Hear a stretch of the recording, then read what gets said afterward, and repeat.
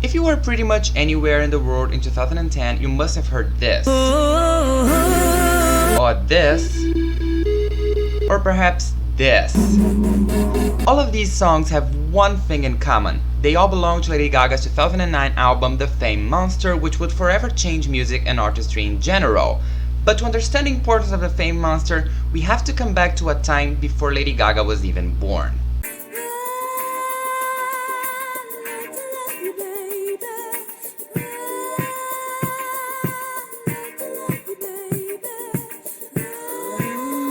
Dance music became extremely popular in the 70s under names like ABBA, Michael Jackson, and Donna Summer. Though, because of her race, this last artist fell into a genre now known as disco, considered a subgenre of soul music. Now, I'm not trying to create a new music theory or anything, but I would say that the very coinage of this term disco has a lot to do with post-Jim Crow segregation, as that would differentiate two styles of music that were essentially the same, but one was white, pop, and the other was black, disco. That would make it so disco tracks could chart in the R&B singles chart, which until 1990 were known by Billboard as hot black singles. Yikes. Effectively, some of the biggest songs of that era were written and produced by white people such as the Italian Giorgio Moroder and the Englishman Pete Bellotte, who worked on tracks with Donna Summer like Love to Love You Baby and I Feel Love.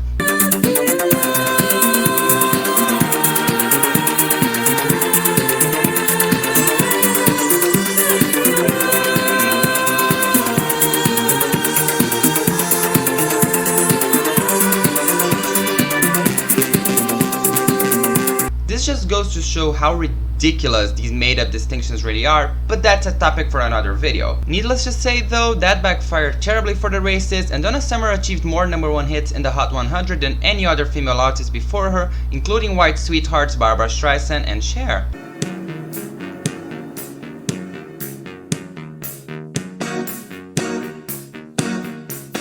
With the downfall of disco in the early 80s, dance and dance-inspired music stopped dominating the charts and was replaced by more classic pop sounds headed by artists like Paula Abdul, Michael Jackson, yes the man was versatile, and Madonna. Keep this last name in mind because we'll talk a lot more about her. This of course doesn't mean dance music disappeared completely from music, but even its writers, producers, and singers moved away from the genre during the 80s. For instance, Diana Ross, arguably the second most recognizable voice in disco, moved on to record romantic ballads such as the 1980 #1 hit Endless Love. You will always be my endless love.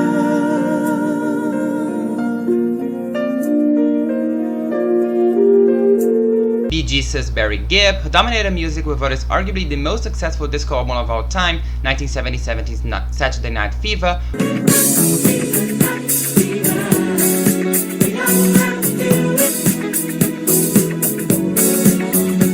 Went in a more characteristic pop direction with Barbra Streisand in her 1980s album Guilty, the most successful of her career.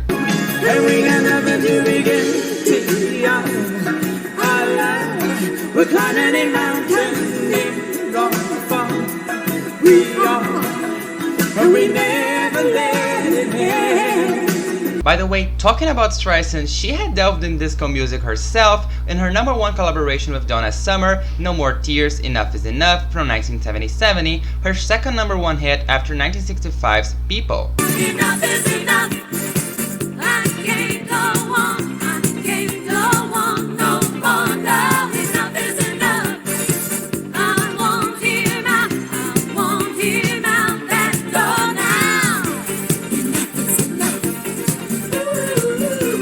And even the queen of disco herself, Donna Summer, went full pop in the 80s, working with pop trio of writers and producers Stock Aitken Waterman, Saw, for her 1989 top 10 hit This Time I Know It's For Real.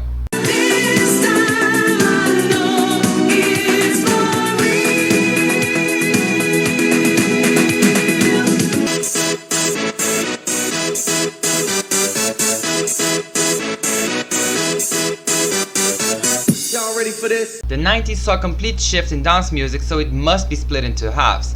Early 90s and late 90s. Early 90s saw the peak of dance music with tracks like Two Unlimited's Ready For This,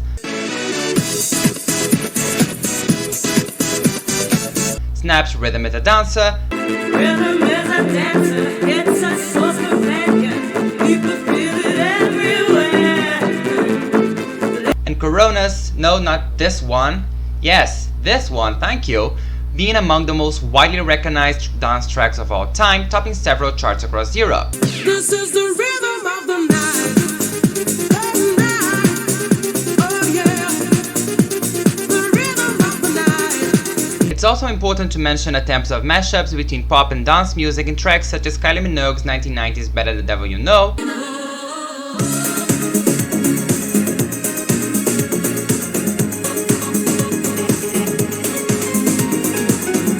and the justly named Step Back in Time, which pays homage to the disco days of the 70s.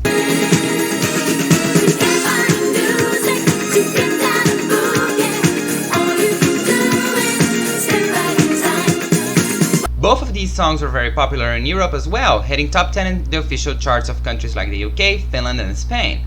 Also at that time, we saw Ace of Base's rise for worldwide popularity with dance pop hits All That She Wants and The Sign. With the exception of this last act, however, you must have paid attention to what I've been saying about dance music and the charts.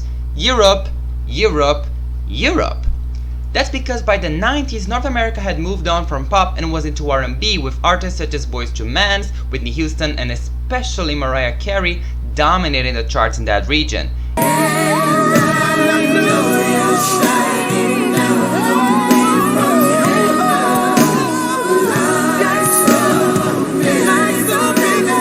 Even traditionally pop singers switched styles to accommodate what listeners wanted to hear at that time. Madonna, for instance, released an entire R&B album in 1994, which, to her credit and to further show how much R&B was appreciated in America, gave her her biggest hit in the States. Her collaboration with R&B singer, songwriter and producer Babyface, the ballad Take a Bow, which topped the charts in the country for 7 weeks, more than any other song she has put out to date, and became the 8th best-selling song of the year in the country. I've always been in love with you. I guess you've always known it's true. You took my love for granted. Why? Oh, why? The show is over. Say goodbye. The album also spawned the top 3 hit Secret, which I personally prefer over Take a Bow.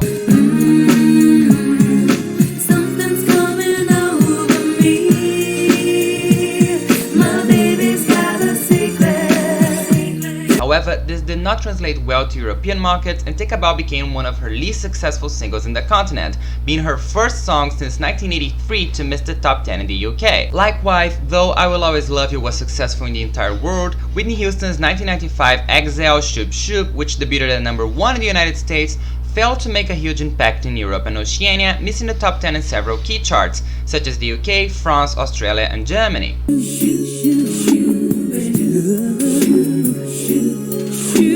Mariah Carey was a similar case. Her most popular song in Europe, Without You,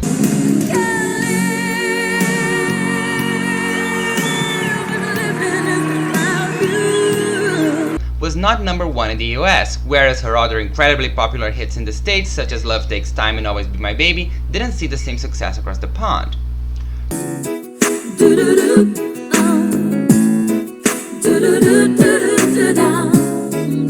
From 1995 on, dance music began to decline in the charts in Europe, with occasional songs appearing here and there for brief revivals, such as Aqua's 1997 Bobby Go, but nothing too consistent. I'm a Barbie girl in the Barbie world. Life in plastic, it's fantastic. In 1997, Kylie Minogue released her 6th studio album, Impossible Princess, in which she again meddled with dance and electronic music in tracks like Breathe.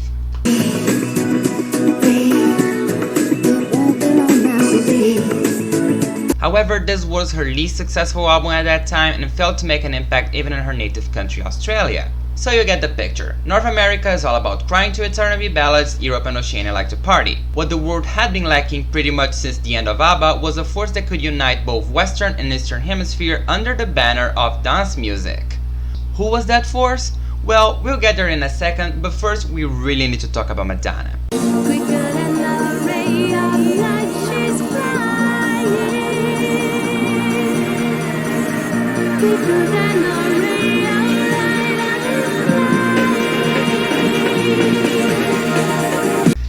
1998, Madonna released one of her most critically acclaimed albums, Ray of Light. The album was magnanimous for dance and electronic music as she worked with English producer Will Orbit in tracks like Frozen and Ray of Light.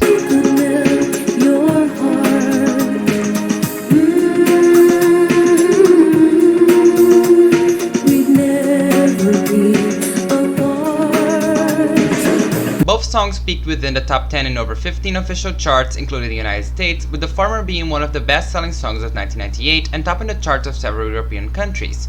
The album itself has sold over 20 million copies and was nominated for 6 Grammys, including Album of the Year, winning 4, among them Best Pop Vocal Album. Note how they didn't classify it as dance, but rather pop, which marks the beginning of the usage of the acronym EDM, Electronic Dance Music, as another genre of music which, thanks to Madonna, would become popular. To prove that it had, in 1999 Cher released her song and album Believe. Do you believe in life after love? I can feel something inside me say, I really don't think you're strong enough, no. A Grammy Award winner dance pop banger that became the biggest song of her career and the best-selling song of the year, topping the charts of 21 countries including the US, the UK, Australia and France.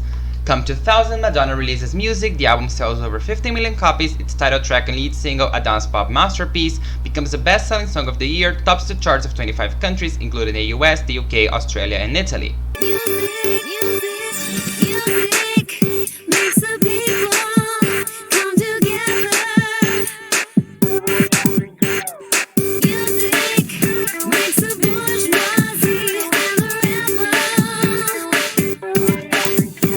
The same year, Kylie Minogue makes her comeback with the dance pop album Light Years, spawning the #1 dance pop hit Spinning Around, which went to #1 in both the UK and Australia, as well as achieving success in Europe. Spinning around, move out of my way. I know you're feeling me 'cause you like it like this. I'm breaking it down, I'm not the same. I know you're feeling me 'cause you like it like this. Light Years' second single, On a Night Like This, would also hit #1 in Australia and become a top 10 hit across Europe, including Hungary, Croatia and the UK. The song would also be presented at the 2000 Summer Olympics in Kylie's native country, Australia. On a night like this, just wanna be together. On a night like this. 1 year later, Kylie returns with her most successful album, Fever, containing her biggest hit, Can't Get You Out of My Head.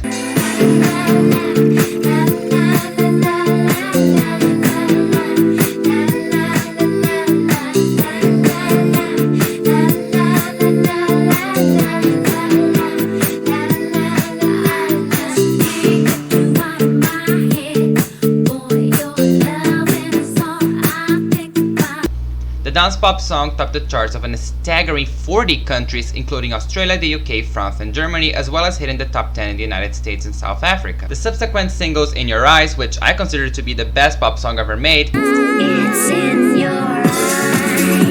I can tell what you're thinking. My heart is sinking too. Love at First Sight and Come Into My World would all hit top 10 in countries across Europe and Oceania, with the former hitting #1 in Australia, the middle one being a top 10 radio hit in the US, and the latter winning a Grammy.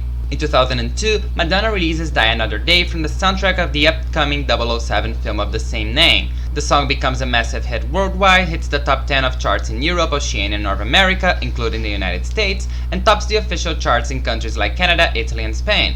1 year later, Kylie Minogue returns with Body Language, containing the dance/electropop hit Slow, which topped the charts in countries like the UK, Australia and Denmark, becoming a top 10 hit in several other countries across Europe and in Canada, as well as a top 40 radio hit in the US. So electric.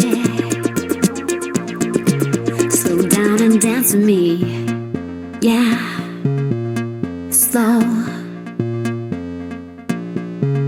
In January 2004, Britney Spears releases Toxic as the second single of her fourth studio album In The Zone, which became one of the best-selling songs of the year, as well as a signature song for her career, topping the charts in various countries such as the UK, Australia and Canada, as well as becoming a top 10 hit in the United States and every other European market.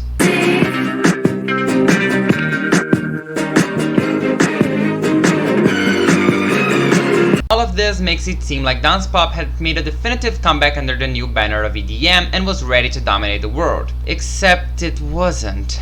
Notice how most of the achievements of EDM music I mentioned were done by two artists, Kylie Minogue and Madonna. That's because these two largely dominated the market of pop music in the late 90s and early 2000s and were single-handedly capable of elevating the status of dance pop music worldwide. With Kylie Minogue appealing a little less to the Americas, it's true, but nonetheless achieving great success. Not to take anything away from Cher and her amazing 1990s mash hit Believe, but her following efforts just didn't have the same impact, which granted has a lot to do with ageism. Whereas Kylie and Madonna had just turned 30 and 40 respectively, Cher was pushing 60 and her even hitting the charts at that age was already a big deal, let alone having another hit as big as Believe was. But that's also a topic for another day. When it comes to music though, the same goes for Britney Spears, who apart from Toxic was pretty much just another pop artist with styles similar to those of Madonna in the 80s, Janet Jackson in the 80s and 90s, and her contemporary peers Justin Timberlake, Christina Aguilera, and the Backstreet Boys. She even had more of an R&B thing to her at some point of her career, having worked with Pharrell Williams for her 2001 album Britney. I mean, just listen to Boys. Boys, sometimes a girl just needs one. And I need you. Boys, to love her and to hold. I just want you to touch me. Boys. This means that, albeit the style was popular, there wasn't a unified front save for a couple of artists who really pushed EDM across the world. Even Madonna and Kylie Minogue backed away from it with their 2002 and 2003 albums, American Life and Body Language respectively, going in a more folk-ish direction for the former and R&B for the latter.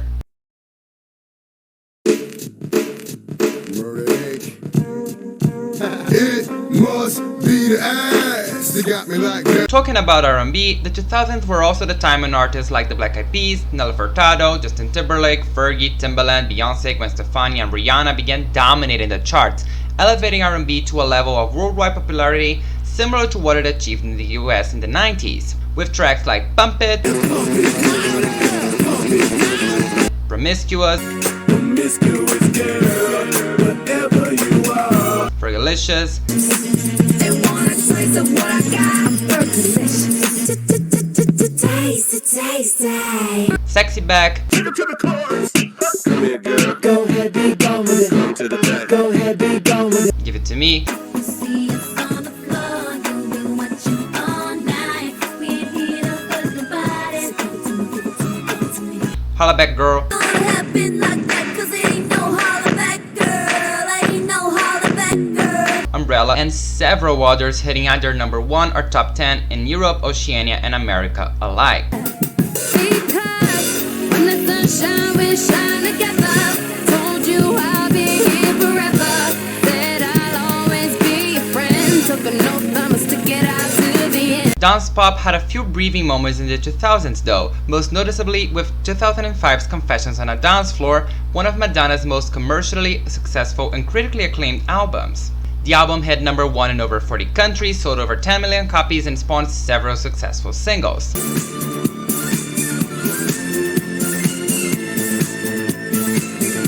Hung Up, the lead, which borrows its chorus and intro straight from ABBA's 1979 disco hit Gimme Gimme Gimme a Man After Midnight,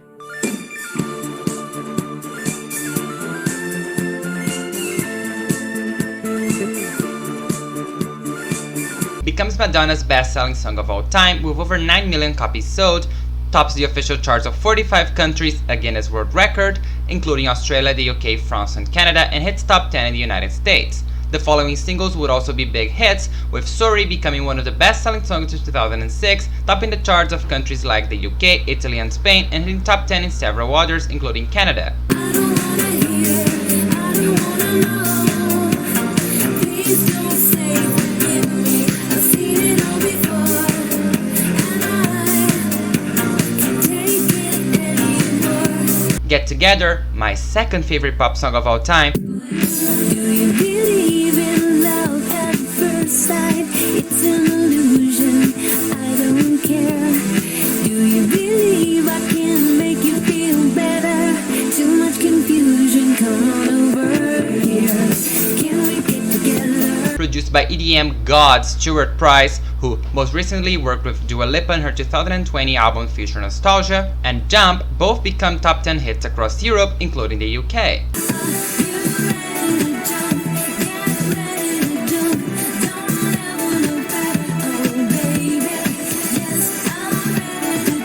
2006 also saw the release of Rihanna's SOS, an EDM song that topped the charts in the United States, Australia, and the Eurochart. This feels like so real. I'm obsessive when just one thought of you comes up, and I'm aggressive just when thought ain't close enough. You got me stressing. 1 year later, Kylie released X, an album that heavily relied on R&B styles of aforementioned people, but did contain a couple of EDM bangers. In My Arms, produced by Calvin Harris,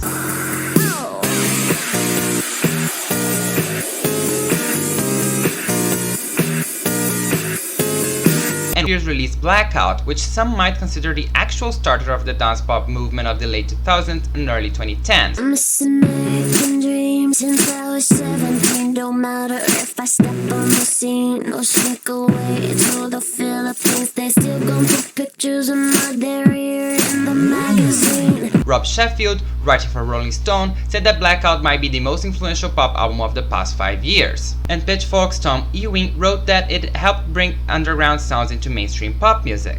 Rob Sheffield also credited Britney for the shift in pop music by saying that when she dropped Blackout in 2007, the music industry scoffed, but then proceeded to spend the next few years imitating it to death, to the point where everything on pop radio sounded like Blackout. Attention, even when we're up against the wall, you got me in a crazy position. If you're on a mission, you got my permission. You can get down like there's no other way. Though I do acknowledge the importance of Blackout, I am reluctant to consider that, as 2007 was overall mostly an R&B year. Just look at the top 10 best-selling songs of that year and you'll see R&B all over it. Even 2008 would continue that trend, with Madonna releasing Hard Candy, an R&B album produced by Timbaland and Pharrell Williams, which spawned one of the best-selling songs of the year, 4 Minutes, which topped the charts of 25 countries. Give me what you want. Time is waiting, We only got 4 minutes to say the no word. hesitating. Grab a boy, Grab a girl. time is waiting. And here's the catch. Much like it happened in the early 2000s, there were efforts here and there, some very successful, sure, but it wasn't unified, and unlike the early 2000s, it sure wasn't global.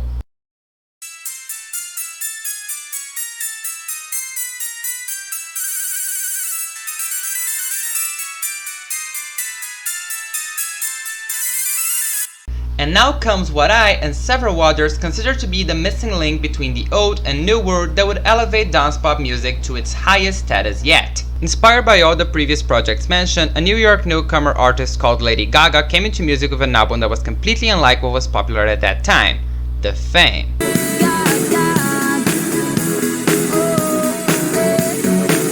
I've had a little bit too much.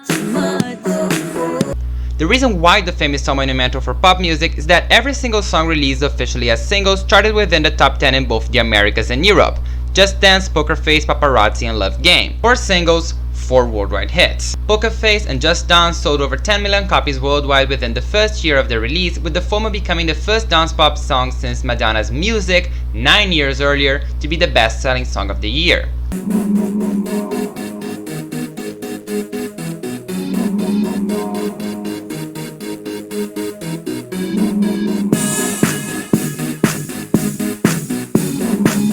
The success of The Fame was further expanded with the EP The Fame Monster, which spawned yet another 3 massive worldwide hits. How long you loving all your lovers revenge? You and me could write a bad romance. Bad Romance, Telephone, and Alejandro, all of which were top 10 hits in every continent. Don't know my name, don't know my name. Alejandro, how much you babe, how much you babe. Fernando. To top it all off, The Fame Monster also became the best-selling album of the year 2010. The album, its singles, and their success inspired a plethora of other artists to follow Gaga's steps and go into the genre, which proved to be a huge success for them. Kesha, Katy Perry, Madonna, Kylie Minogue, Beyonce, Justin Bieber, Rihanna, Jennifer Lopez, Pitbull, and many others all either began with or made their comebacks to dance pop music the years after the release of The Fame. It wasn't just a few artists here and there, it was everybody, everywhere, even cross-genre. Influences from dance pop could be heard in rap music with Nicki Minaj. Let's go to the beach, eat, let's go get a wave. They say what they gonna say. Have a drink, clink, found a Bud Light. Bad bitches like me, it's hard to come by. In R&B with Beyonce. Talking, they like the way I'm walking. You're saying that you want me, so press record and let you feel me. Video, make a cameo, take me on your video. And even in country with Taylor Swift.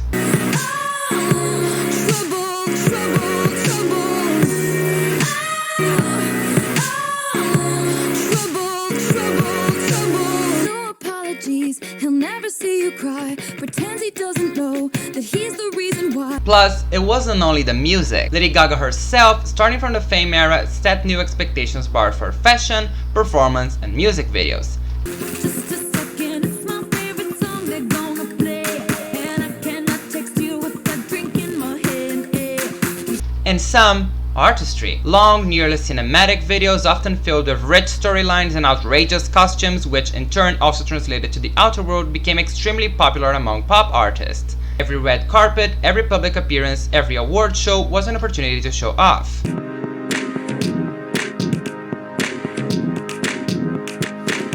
are the crowd, we're coming out. Beyonce, I think I need a bubble, underneath the find me. Nicki Minaj,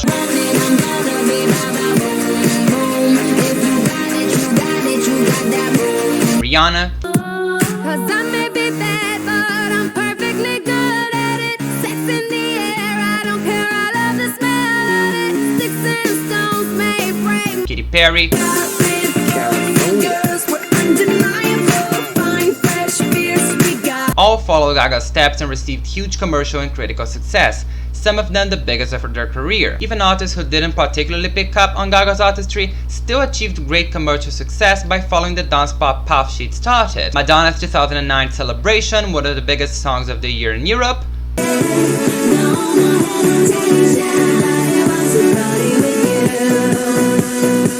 Dance pop. Kylie Minogue's 2010 single All the Lovers, her most successful single since Low.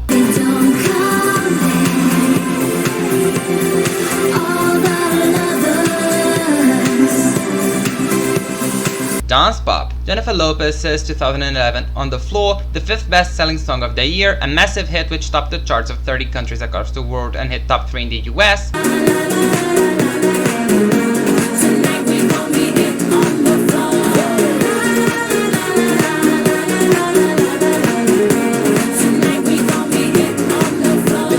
You guessed it, dance pop. That was the new norm for music, and Gaga had made it so.